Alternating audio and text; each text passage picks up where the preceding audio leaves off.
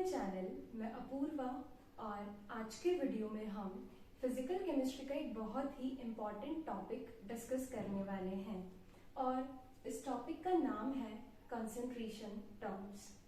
ये टॉपिक आपको NCERT chemistry की जो एनसीईआरटी है उसमें क्लास 11th में चैप्टर 1 में मिल जाएगा। तो आइए हम सीखते हैं कंसंट्रेशन टर्म्स का क्या मतलब होता है और कैसे हम किसी भी सॉल्यूशन की कंसंट्रेशन को फाइंड आउट कर सकते हैं।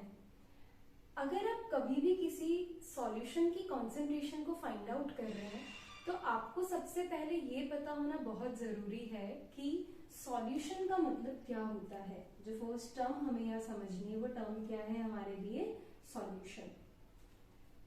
हम generally day to day life में बहुत बार शुगर सॉल्यूशन बनाते हैं, सॉल्ट सॉल्यूशन बनाते हैं, राइट। तो अगर मैं किसी कंटेनर में वाटर लेकर के इसके अंदर शुगर के कुछ क्रिस्टल्स ऐड कर दूं तो क्या होगा, शुगर का अमाउंट बहुत कम होगा और वाटर का अमाउंट ज्यादा होगा। तो हम बोल सकते हैं कि जो शुगर है यहाँ पर वो कम अमाउंट में है तो वो सॉल्यूट है, और वाटर, क्योंकि वाटर ने ही शुगर को डिसॉल्व किया है तो वाटर ऑब्वियसली ज्यादा अमाउंट में प्रेजेंट होगा, तो वाटर को हम यहाँ पर सॉल्वेंट बोल सकते हैं। सो सिंपली कोई भी सॉल्यूशन किसका कॉम्बिनेशन होता है, सॉल्यूट प्लस सॉल्वेंट का कॉम्बिनेशन होता है। अब दो चीजें आपको यहाँ पर समझनी है। जो सॉल्यूट होता है इसका अमाउंट लेस होता है, फर्स्ट चीज। सेकेंडली इसकी फिजिकल स्टेट को चेंज किया जा सकता है। तो ये दोनों चीजें आपको सॉल्यूट के लिए ध्यान रखनी है। अब किसी स्टूडेंट को ये डाउट यहाँ पर आ सकता है कि जरूरी है कि दो ही कंपोनेंट्स लें हम यहाँ पर, then your answer is no, कि जरूरी नहीं है कि हम दो ही कंपोनेंट्स लें। बेसिकली हम जिन सॉल्यूशंस की बात कर रहे हैं उन सॉल्यूशंस के लिए दो कंपोनेंट हम लेकर के चल रहे हैं, और ऐसे सॉल्यूशंस को हम बोल देते हैं बाइनरी सॉल्यूशन। बाइनरी सॉल्यूशन का मतलब कि वो सारे सॉल्यूशन जहां पर कि दो कंपोनेंट्स प्रेजेंट हो सकता है किसी सॉल्यूशन में तीन कंपोनेंट भी प्रेजेंट हो जिन्हें हम टर्नरी सॉल्यूशन बोलते हैं, but we are not discussing about them in this video. अब हमारे पास में कोई भी सॉल्यूशन आ गया है अगर, तो हमें उसकी स्ट्रेंथ के बारे में स्टडी करना होता है कि जो सॉल्यूशन होगा वो वीक है, स्ट्रॉन्ग है, उसमें सॉल्यूट का अमाउंट कितना है, और यही सारी चीजें जानने के लिए जनरली हम एक सॉल्यूशन के लिए क्या डिफाइन कर देते हैं, उस सॉल्यूशन की स्ट्रेंथ को डिफाइन करते हैं। स्ट्रेंथ का मतलब क्या होता है कि वो जो भी सॉल्यूशन होगा वो स्ट्रॉन्ग है, वीक है, और उसके लिए हमने एक टर्म डिफाइन कर दी और वो टर्म क्या है, स्ट्रेंथ। अब जो भी हमारा सॉल्यूशन होगा उसकी स्ट्रेंथ को एक्चुअल में हम दो पैरामीटर्स की हेल्प से डिसाइड कर सकते हैं। जो फर्स्ट पैरामीटर होता है दैट इज क्वालिटेटिव मेथड। जो फर्स्ट मेथड होगा उसको हम क्या बोल देंगे, क्वालिटेटिव मेथड बोल देंगे, और जो सेकेंड मेथड होगा उसको हम बोल देते हैं क्वांटिटेटिव मेथड। तो बहुत ही सिंपल सी दो टर्म्स हैं, qualitative method and quantitative method. जब भी हम क्वालिटेटिव मेथड की बात कर रहे हैं तो हम यहाँ पर सॉल्यूट के एग्जैक्ट अमाउंट की बात नहीं करेंगे, ठीक है। जैसे कि जो क्वालिटेटिव मेथड होता है इसको हम अगेन दो टर्म्स में डिवाइड कर देते हैं। One term is dilute and the another term is concentrated. दो टर्म्स हैं, एक है डाइल्यूट और एक है कॉन्सेंट्रेटेड। इन दोनों टर्म्स को समझने के लिए है ना, हम यहाँ पर दो मिठाइयों के एग्जाम्पल लेते हैं। जैसे जनरली जो रसगुल्ला होता है वो शुगर सिरप में डिप्ड रहता है, चाशनी में रहता है। गुलाब जामुन जो रहता है वो भी शुगर सिरप में डिप्ड रहता है, वो भी चाशनी में ही रहता है। अब अगर हम दोनों के शुगर सिरप्स को कंपेयर करें तो अगर मैं रसगुल्ले की चाशनी को एक कंटेनर से ड्रॉप करना स्टार्ट करूं तो मैं देखूंगी एक बार में सारी की सारी चाशनी नीचे गिर जाएगी। बट अगर मैंने गुलाब जामुन की चाशनी को कंटेनर से पोर करना स्टार्ट किया तो देखेंगे कि वो इतनी ज्यादा थिक है कि बहुत धीरे धीरे धीरे धीरे फ्लो कर रही है। इसका मतलब एक में शुगर ज्यादा थी, जिसमें शुगर ज्यादा थी उसको मैं क्या बोल सकती हूँ, कॉन्सेंट्रेटेड बोल सकती हूँ। जिसमें शुगर कम थी उसको मैं क्या बोल सकती हूँ, डाइल्यूट बोल सकती हूँ। तो दुनिया के वो सारे सॉल्यूशंस जिनके अंदर सॉल्यूट का अमाउंट कम होगा उसे हम क्या बोल देंगे, डाइल्यूट सॉल्यूशन बोल देंगे। और अगर सॉल्यूट का अमाउंट ज्यादा हो गया तो उसे हम क्या बोल सकते हैं, कॉन्सेंट्रेटेड सॉल्यूशन बोल सकते हैं। तो हम यहाँ क्या लिखेंगे, less solute in given solution and that will be dilute solution. यहां पर हम बोल सकते हैं मोर सॉल्यूट इन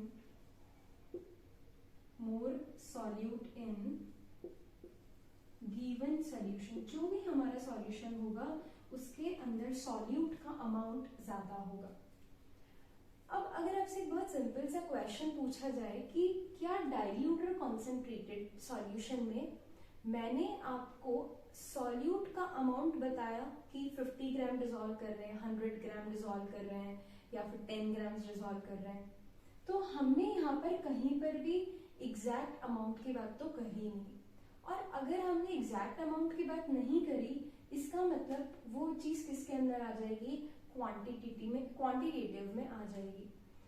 जो भी क्वांटिटेटिव पैरामीटर है वो हमें ये बताता है कि कितना अमाउंट ऑफ सॉल्यूट आप डिसॉल्व कर रहे हो, और इन्हीं एग्जैक्ट टर्म्स के लिए हमें किसकी जरूरत होती है, कॉन्सेंट्रेशन की जरूरत होती है। तो मैं क्वांटिटेटिव के लिए लिख सकती हूँ, it is the amount of solute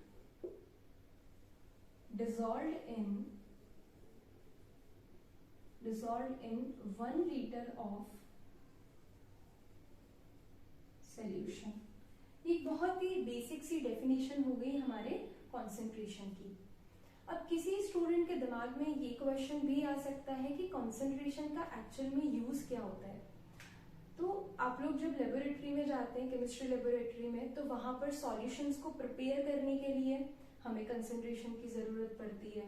इसी के साथ साथ जो भी मेडिसिन हम यूज में लेते हैं, कफ सिरप हो गया, कोई और सिरप हो गया, इसी के साथ साथ जो पैकेज जूसेस आते हैं, इन सारे ही चीजों के फॉर्मेशन में आप देखेंगे कि जो भी अलग अलग सब्सटेंसेस हैं जिनसे वो मिलकर के बना है वो सब किसकी फॉर्म में प्रेजेंट होता है, कॉन्सेंट्रेशन के फॉर्म में प्रेजेंट होता है। तो आइए अब हम स्टार्ट करते हैं कॉन्सेंट्रेशन टर्म्स को सीखना।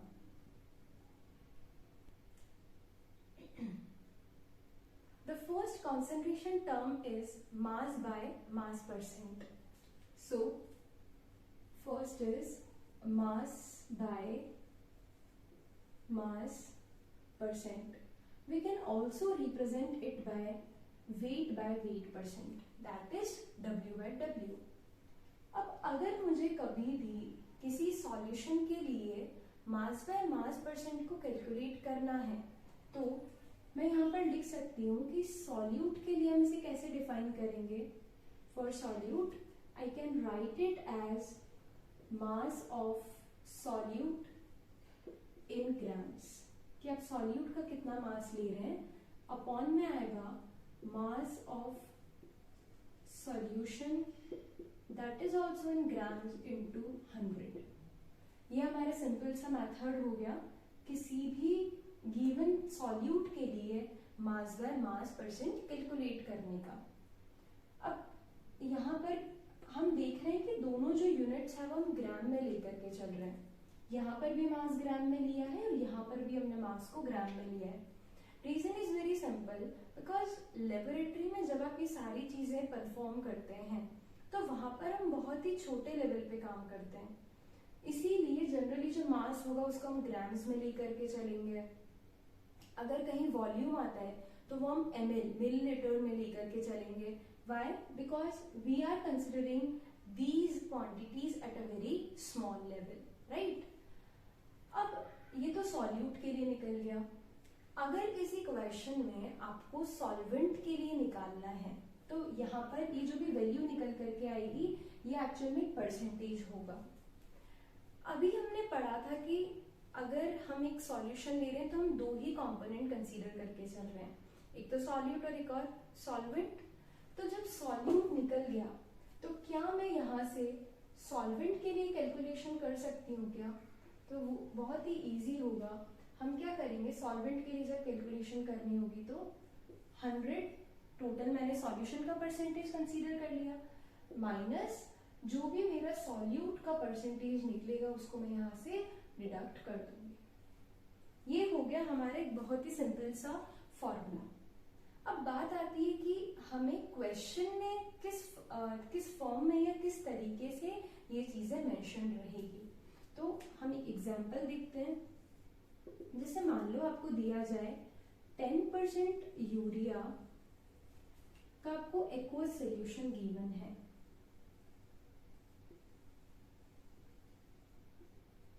एक्वस सॉल्यूशन का मतलब होता है कि आपने यूरिया को किस में मिक्स किया है, वाटर में मिक्स किया है। 10% यूरिया मतलब जो टोटल 100% है उसके अंदर 10% क्या प्रेजेंट होगा, यूरिया प्रेजेंट होगा। या फिर आप इसको ऐसे अगर समझें कि अगर ये कोई कंटेनर है तो इस कंटेनर के अंदर 10 ग्राम मैंने यूरिया लिया है प्लस 90 ग्राम मैंने इसके अंदर क्या मिक्स कर दिया, वाटर को मिक्स कर दिया। और अगर मैं इसका टोटल सम करूंगी तो वो कितना होगा, 100 होगा। मतलब कि ये जो परसेंटेज है आप इसको सिंपली इसकी यूनिट में कन्वर्ट कर सकते हैं। So I can write here it as 10 gram urea plus 90 gram water. ये क्या बन जाएगा हमारा यहाँ पे, ये हमारा यहाँ पे मास बाय मास परसेंटेज बन जाएगा। अब जो सेकेंड टर्म हम यहाँ पर बात करने वाले हैं वो टर्म है वॉल्यूम बाय वॉल्यूम परसेंट। तो हम देखते हैं हमारी second term will be volume by volume percentage, जिसको हम V बाय V से भी रिप्रेजेंट कर सकते हैं। जब यहाँ पर मास बाय मास था तो हमने दोनों का ही मास कंसीडर किया था। सिमिलरली यहाँ पर मैं लिख सकती हूँ, मान लो अगर ये चीज मुझे सॉल्यूट के लिए कैलकुलेट करनी है तो मैं क्या लिख सकती हूँ, वॉल्यूम ऑफ द सॉल्यूट, और जो उसकी यूनिट होगी वो आप कितनी लेकर के चलेंगे, मिलीलीटर लेकर के चलेंगे, upon volume of solution that will again into ml, और इसको हम 100 से मल्टीप्लाई कर देंगे। तो यहाँ से हमारा क्या निकल जाएगा, V by V percent for solute. Again अगर किसी क्वेश्चन में सॉल्वेंट के लिए निकालना होगा तो हम 100 में से सॉल्यूट के परसेंट को क्या कर देंगे, सब्ट्रैक्ट कर देंगे। I think it's very simple for you to understand, right. अब हम एक एग्जाम्पल ले लेते हैं।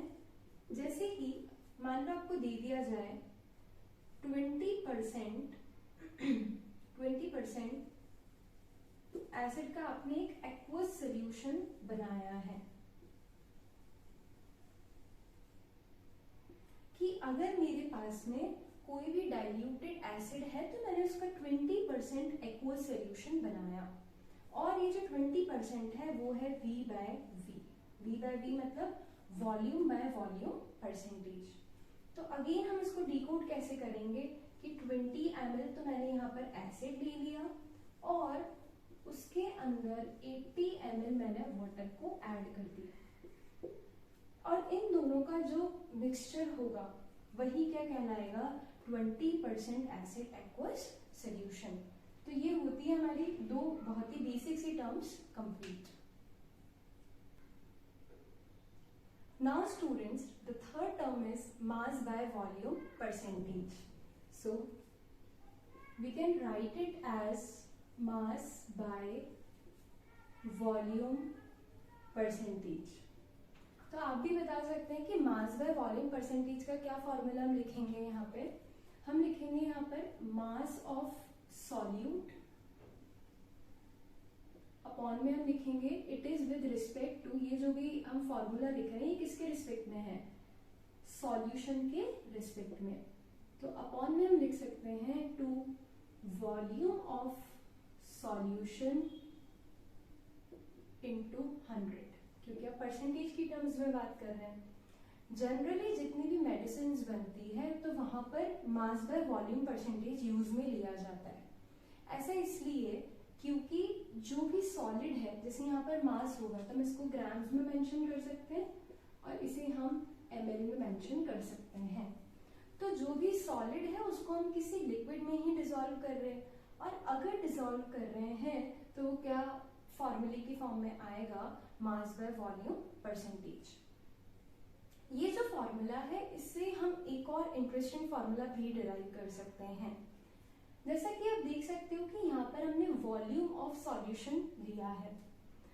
तो अगर आपको किसी क्वेश्चन में डेंसिटी दे दी जाए, तो डेंसिटी अगर मान लो डेंसिटी किसी सॉल्यूशन की डी है, तो हम क्या लिख सकते हैं उसके लिए फॉर्मूला, मास अपॉन वॉल्यूम, क्योंकि डेंसिटी हमेशा इसी का रेशियो होती है, but that will be for solution, right.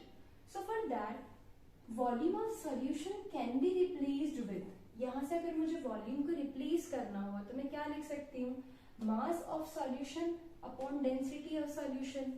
So let's just try to find another formula. तो उसमें हम लिखेंगे मास ऑफ सॉल्यूट अपॉन जो वॉल्यूम है उसको जब मैंने रिप्लेस किया तो वो बनेगा mass of solution into density of solution. तो जैसा कि आपको पता होगा कि ये जो टर्म है मास of solute upon mass of solution, ये तो हम अभी पढ़ के आए हैं। इसे हम क्या बोलते हैं, वेट बाय वेट परसेंटेज। तो ये जो पूरी टर्म है इसको हम किससे रिप्लेस कर सकते हैं, this mass by volume percent, it can also be replaced with weight by weight percentage into density. Is it clear? तो ये हमारा एक और बहुत ही सिंपल सा फॉर्मूला निकल करके आता है। तो अगर कोई क्वेश्चन आ जाए जिसमें आपको मास बाय वॉल्यूम, डेंसिटी और वेट बाय वेट परसेंटेज को रिलेट करना हो, तो आई होप आप बहुत इजीली इस रिलेशन के थ्रू क्या कर सकते हैं, उसको रिलेट कर सकते हैं। हम यहाँ लिख सकते हैं mass by volume percentage is equals to weight by weight percentage into density. This will be the derived formula. अब हम एक बहुत ही इंपॉर्टेंट कंसंट्रेशन टर्म के बारे में बात करने वाले हैं, and that is molarity. So now let's move on to the next concentration term, and that is molarity. और इसे हम किससे रिप्रेजेंट करते हैं, कैपिटल एम से रिप्रेजेंट करते हैं। अभी तक हम जितने भी रिलेशंस पढ़ते आए हैं उन सब में हमने एक चीज कॉमन देखी है कि हम मास को डिसॉल्व कर रहे हैं और किसी वॉल्यूम के रिस्पेक्ट में हम बात कर रहे हैं। बट जब हम मोलैरिटी की बात करते हैं तो हम मोल्स पे चले जाते हैं, मतलब हम अभी भी किसी वॉल्यूम ऑफ सॉल्यूशन में ही डिसॉल्व करेंगे, बट हम यहाँ पर किसके रिस्पेक्ट में बात करेंगे, मोल्स के रिस्पेक्ट में बात करेंगे। तो इसकी सबसे सिंपल सी डेफिनेशन हम यहाँ पर लिखते हैं, number of moles dissolved in 1 litre of solution. कि अगर आपके पास में कभी भी किसी सॉल्यूशन का 1 लीटर गिवन हो तो उसे आप क्या बोल सकते हैं, मोलैरिटी बोल सकते हैं। अब मोल्स जिसका भी हम फॉर्मूला देख लेते हैं, मोल्स का बहुत सिंपल सा मतलब होता है given weight upon molar mass. इसे ही हम क्या बोल देते हैं, मोल्स बोल देते हैं। अगर किसी स्टूडेंट को नहीं पता हो कि मोलर मास मतलब क्या होता है, तो सिंपली बेटा ये एक मॉलिक्यूलर मास ही है, और हमने मॉलिक्यूलर मास की जो यूनिट है उसे U से किस में कन्वर्ट कर दिया है, G में कन्वर्ट कर दिया है। मतलब अगर मोलर मास निकालना हो मुझे किसी भी कंपाउंड का, तो मैं क्या निकाल लूंगी, मॉलिक्यूलर मास, और उस मॉलिक्यूलर मास की यूनिट को मैं यूनिट में जो U है उससे मैं G से रिप्लेस कर दूंगी। अब जब मोल्स निकल गए तो अगर इन मोल्स को हम 1 लीटर ऑफ द सॉल्यूशन में डिसॉल्व करें तो जो हमारी कंसेंट्रेशन टर्म आएगी वो क्या आ जाएगी, मोलैरिटी आ जाएगी। ये एक बहुत ही इंपॉर्टेंट टर्म है जो आपको बहुत सारी जगह काम आती है। अब ऐसा तो बिल्कुल भी जरूरी नहीं है कि हमें हमेशा ही 1 लीटर गिवन हो। मान लीजिए कभी 2 लीटर गिवन हो, कभी 3 लीटर गिवन हो, तो हम मोलैरिटी का जो जनरल फॉर्मूला है वो क्या लिख सकते हैं, number of moles of solute. ये चीज आप यहाँ पर भी लिख लीजिएगा कि हम ये सॉल्यूट के टर्म्स में बात कर रहे हैं। जो मोल्स हैं वो एक्चुअल में किसके होंगे, सॉल्यूट के होंगे। और अपॉन में हम लिख सकते हैं we are comparing it with volume of solution but that in litre. अब सबसे जो चीज जो बहुत बार आपकी क्वेश्चंस गलत कर देती है कि यहाँ पे मिलीलीटर में कभी भी वॉल्यूम गिवन है तो हमें उसको किस में कन्वर्ट करना पड़ेगा, लीटर में कन्वर्ट करना पड़ेगा। ठीक है, तो और सिंप्लीफाई फॉर्म में हम इस फॉर्मूला को ऐसे लिख सकते हैं, m is equals to given weight is w, molar mass is m, इसको हम स्मॉल m से रिप्रेजेंट कर लेते हैं, into 1 upon volume of solution in liter. This is the formula for molarity of any solution. अब हम एक ये क्वेश्चन सॉल्व करते हैं with the help of formula of molarity. तो जैसा कि क्वेश्चन में दिया है कि आपको NaOH का मास फाइंड आउट करना है which is required to prepare 500 ml, तो ये आपको वॉल्यूम गिवन है, of 2 मोलर, ये आपको मोलैरिटी गिवन है ऑफ एक्वस NaOH सॉल्यूशन। तो अगर हम मोलैरिटी का फॉर्मूला देखते हैं तो फॉर्मूला होता है मोलैरिटी का given weight upon molar mass into 1 upon volume of solution in litre.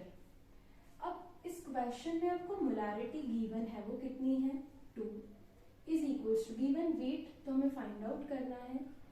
अब बात आती है कि क्या आपको NaOH का मोलर मास पता है, तो अभी मैंने आपको सिखाया था कैसे कैलकुलेट करेंगे इसका molar mass, 23 plus 16 plus 1, so it will become 40 gram.